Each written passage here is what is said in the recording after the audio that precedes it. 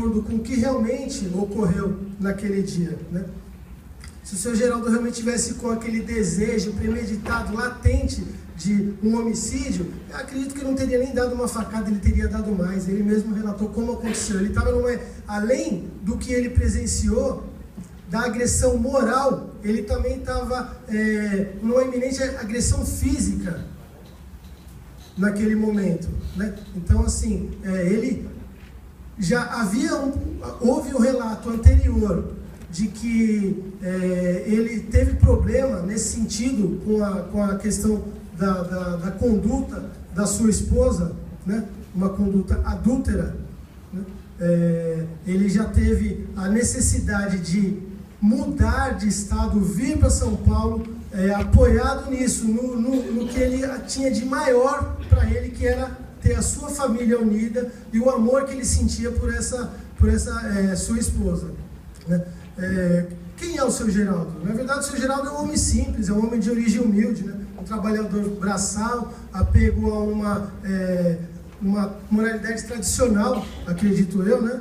Acho que como qualquer um de nós aqui, essa questão de traição era uma coisa distante da realidade dele. Ele, em nenhum momento, acredito que isso passa na cabeça de ninguém, mas ele vivenciou isso, né? Então, é nisso que vocês precisam estar atentos. Peço que vocês estejam atentos ao relato dos fatos, ao que realmente ocorreu, para que vocês possam tomar uma decisão em relação a isso, né? Ele foi humilhado, ele foi ultrajado, ele foi agredido moralmente, insisto nisso, e iminentemente iria ser agredido fisicamente também, né? O direito não é uma forma matemática, né? Ele não se faz assim, uma conta, 1 mais 1, 2, não funciona dessa forma, né? O nosso compromisso na defesa não é com nenhuma tese específica. O nosso compromisso é com o que realmente aconteceu, o nosso compromisso é com a justiça, né? Sendo assim, eu peço que vocês continuem atentos ao que será exposto por nós, pois, como eu já disse, menciono novamente, a missão de vocês é promover a justiça, né? Então eu peço já que vocês, conclamam vocês, que desconstruam qualquer pré-julgamento, que continuem atentos, como observei que já estão, né, para que possamos, ao final disso, tomarmos uma decisão que venha a condizer com a realidade do que realmente aconteceu. Eu passo a palavra à colega de tribuna para continuar com as explanações.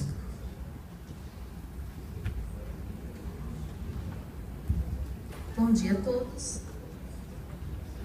Te reitero, Excelência, é uma honra ter o senhor aqui na presidência, conduzindo os nossos trabalhos, as doutoras também, o público em geral, principalmente aos advogados e os estudantes de direito. Desde já peço-lhes vênia para fugir um pouco do tecnicismo do direito e explicar os fatos, a verdade, o que aconteceu realmente naquele dia, posto que não está sob julgamento aqui a conduta do senhor Geraldo. O que está sob julgamento aqui é o que aconteceu, é o que narra a denúncia, e não o comportamento do senhor Geraldo. Isso não está sob julgamento.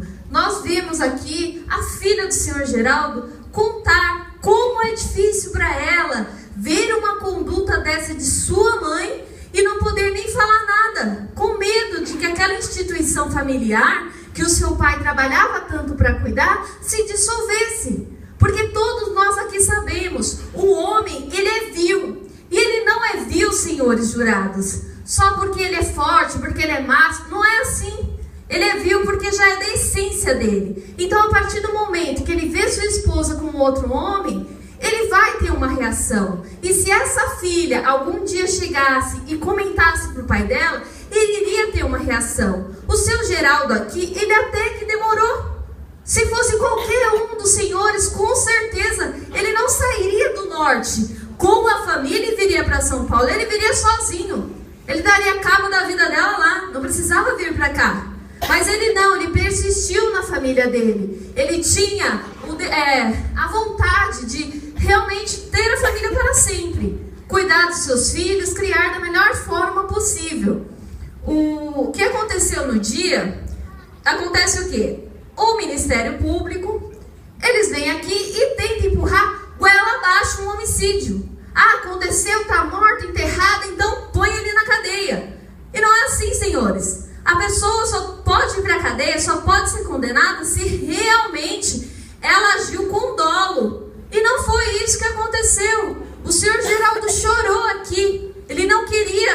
tivesse acontecido. É muito claro isso. Ele estava dentro, ele saiu de manhã, né? Vamos relatar os fatos, porque ficou meio sem um enredo essa história. Ele saiu de manhã, avistou sua esposa com uma outra pessoa. Qualquer outro morreria de ódio. Lógico, ele nutriu esse sentimento dentro do seu coração. Mas ele manteve a calma. Como um homem trabalhador, ele foi trabalhar. Vossas Excelências, observem que outra pessoa no lugar dele não iria trabalhar. A defesa fala aqui em premeditação. Quem premedita que vai matar alguém vai trabalhar. Não é assim. O que ele teria que fazer? Ele teria que ir no terminal, comprar uma passagem, já deixar tudo no jeito, para quando ele chegasse e matasse a sua esposa, por exemplo, ele fugisse. Mas não, ele foi trabalhar, ele foi arcar com as suas responsabilidades. Por quê? Não era a primeira vez que ela fazia isso. Então ele falou assim, não, vamos conversar, né? Eu quero que a minha família continue unida. Só que, naquele dia fatídico, quando ele entrou no ônibus, ele até voltou um pouco antes do trabalho, chegou no ônibus lá e deparou-se com aquela cena, como foi relatada aqui pelo cobrador de ônibus. Ele é uma testemunha, ele incorre sobre as penas da lei. Ele não tem nenhum motivo para vir aqui sobre juízo e mentir, porque ele sabe que ele pode sair daqui algemado se ele mentir. Então, há veracidade no depoimento dele. Ele não é que ele nunca viu o seu Geraldo. Ele viu naquele dia. Naquele dia ficou muito claro. Por quê? Foi um evento. Nem todo dia no ônibus tem uma discussão dessa. Uma mulher xingando o próprio marido e defendendo lá o amante dela. Vocês, mulheres, pensem bem antes de arrumar um amante. Porque na hora do vamos ver, ele sumiu. Ninguém tem notícia do desinfeliz. Agora o seu Geraldo ainda foi para casa com a esposa na tentativa de alguma coisa. Não deu certo. Aí vem aqueles depoimentos controversos do filho. Ora houve discussão, ora não sabe se houve, que não sei o quê. Ninguém, como o doutor Fábio falou, levanta de manhã. 5 minutos para cumprir. Sim, excelência. Levanta de manhã e vou matar minha esposa. Ninguém faz isso. Ele apenas se defendeu de uma agressão iminente daquela senhora. Ela o abordou, ela tentou agredi-lo, já era reincidência nisso, né? Então, assim, peço que os senhores entendam que... só um minuto. Que o senhor Geraldo, ele agiu sobre legítima defesa.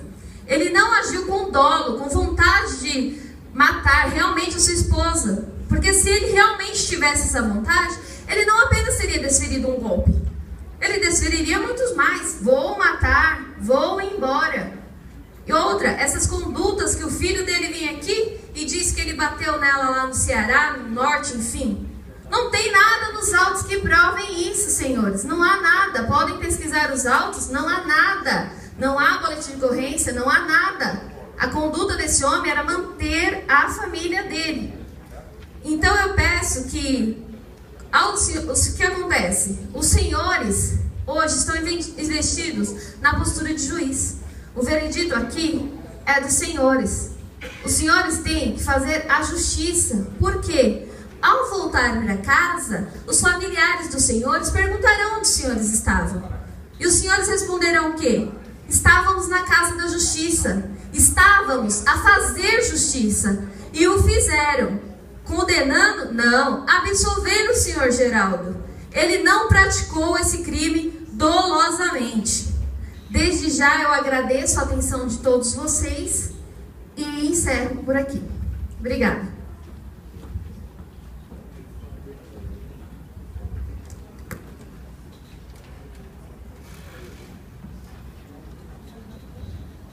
Encerrou. Me deu 1 minuto, mas já encerrou. Ok. Consulto a do outra acusação se pretende fazer uso da réplica. 10 minutos para réplica.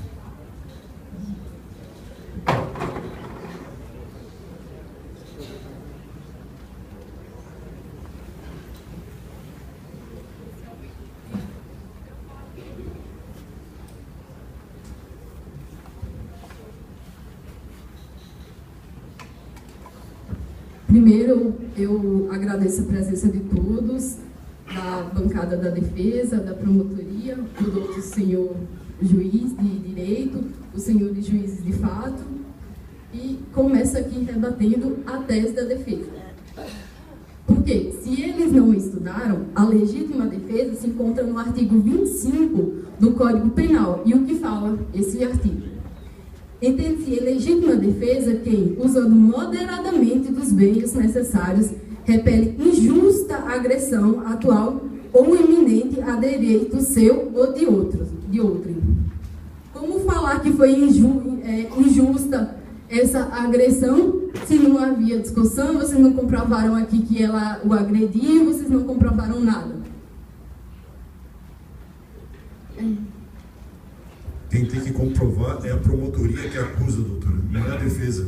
Quem acusa que tem o ônus da prova, não é a defesa, doutora.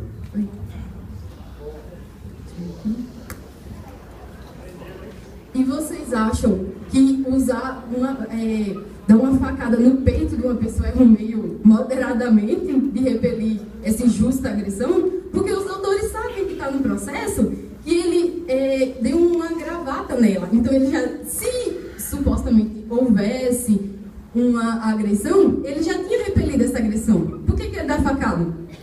E ressalto, mesmo a pessoa comum que não sabe os pontos mortais, se a pessoa pensa em matar outra, aonde a pessoa pensa em matar? Vou dar uma facada no peito, vai pegar no coração e a pessoa vai morrer. Como é que uma facada pode ser pode ser um meio moderado? Não pode. E ressalto aqui que se trata de um homicídio qualificado, pois foi por motivo fútil. Como ele pode usar o argumento de uma mera discussão de casal para matar a sua esposa?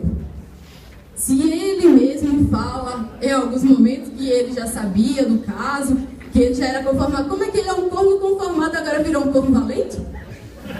Não tem como, doutor. E o motivo que dificultou a defesa da vítima.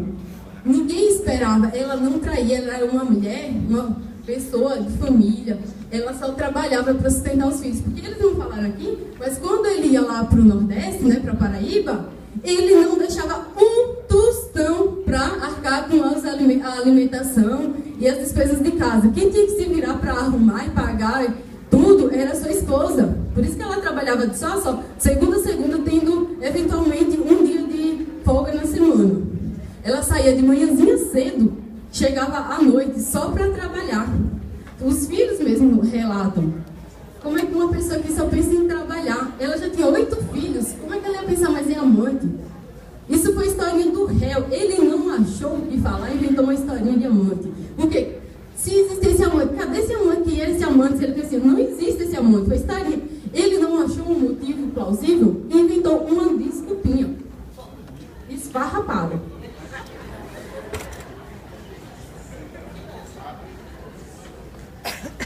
E ressalto, o filho não fez nada porque quem é que está vendo seu pai matando sua mãe? Se ele não estava esperando.